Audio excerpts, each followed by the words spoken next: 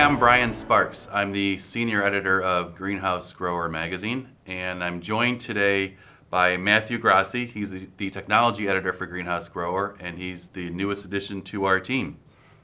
Thanks for having me, Brian. Absolutely. Both Matthew and I were at Cultivate in Columbus earlier this week with the rest of our team. We were on the lookout for the newest developments in greenhouse technology, whether it's new products or new trends that are affecting the industry and how growers are increasingly adopting new technology into their operations. So we just want to talk about a couple of the new things that we saw there. One of the examples that stood out to us was we stopped by the agronomics booth. Agronomics, a lot of growers know them for all the equipment that they offer and all the services they provide. They were demoing at their booth a new robot from Advanced Intelligence Systems, which is a British Columbia-based company. Agronomics was going to be the distributor of this robot called the Big Top in the United States. What did you think of that, Matthew? I know this is your first go-around at Cultivate, Yes. So seeing a lot of this new technology for the greenhouses, kind of new to you. I mean, it was really cool, just for me to see at least. Very interesting, powerful platform. I know moving pots and kind of moving different plants around different areas of the greenhouse is a labor-intensive part of greenhouse growing, and so being able to swarm these kind of smaller, more maneuverable robots to automate that process, I think is certainly valuable for growers, and it looks like a really awesome platform. So excited to kind of see what that looks like when it rolls out and we start seeing those around greenhouses around the country, I think. Yeah. We've got a video of that on our Facebook page at Greenhouse Grower. You definitely want to check that out. It was certainly drawing a crowd of growers who were walking around the trade show floor. Yeah. Matt, I know you wanted to talk about your experience checking out a new augmented reality system at Hip Labels. Yes.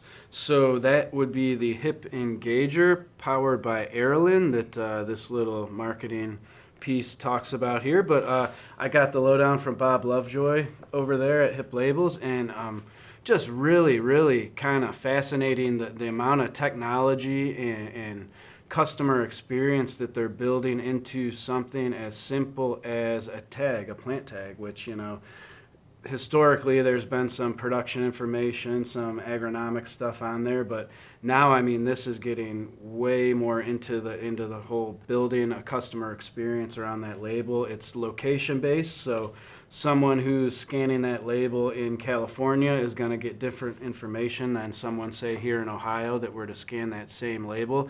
So it's tailored to your location, and it's just really interesting how they're taking that plant tag and kind of reimagining how customers are going to interface with it. It's really cool, I think, personally. Yeah. Automation is certainly something big in this industry, Oh, yeah. and in particular, transplanting of cuttings. A lot of people have seen the Visser AutoSticks machine and how it works, and the ISO machines as well. We were fortunate to sit in on a panel discussion that was moderated by Paul Fisher at University of Florida, who's done a lot of research in the area, in particular weighing the costs of hand transplanting versus automated transplanting. And he's also encouraging a lot of growers to do this on their own, do studies to see how much in their operation, both in worker hours and in worker costs that it takes to hand transplant versus mechanically transplanting.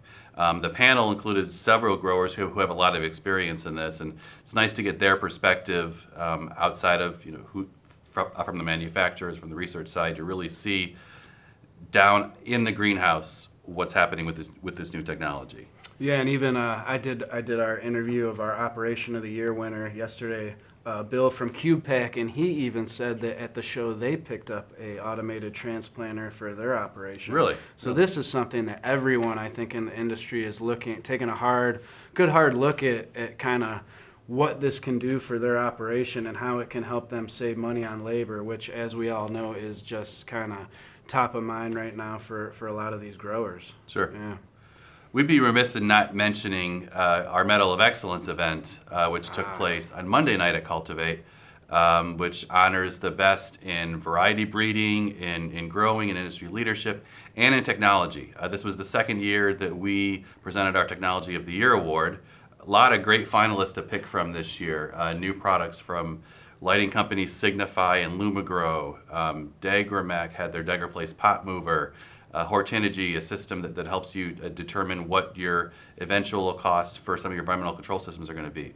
The ultimate winner of that was the baseball system from Doom and Orange, which is a really innovative technology that essentially makes the cutting process a lot easier. It reduces a lot of the labor.